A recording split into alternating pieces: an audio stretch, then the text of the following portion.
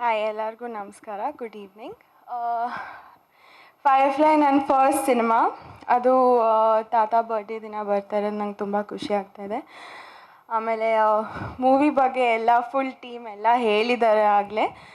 So ನಾನೇನು ಹೇಳೋಕ್ಕೆ ಇಷ್ಟಪಡ್ತೀನಿ ಅಂದರೆ, ಎಲ್ಲರೂ ಕೇಳ್ತಾ ಇದ್ದಾರೆ ನನ್ನ ಕನ್ನಡ ಸಿನಿಮಾ ನೋಡೋಕ್ಕೆ ಯಾರೂ ಬರ್ತಾಯಿಲ್ಲ ಥಿಯೇಟರ್ಸ್ಗೆ, ಅದು ಇದು ಅಂತ.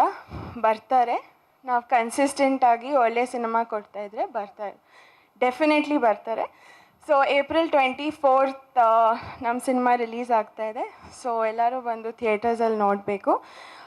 ಇಲ್ಲಿ ಬಂದಿರೋಂಥ ಮೀಡಿಯಾದವ್ರಿಗೆಲ್ಲ ಥ್ಯಾಂಕ್ ಯು, ಆ್ಯಂಡ್ ಅಮ್ಮ ಅಪ್ಪ ಥ್ಯಾಂಕ್ ಯು.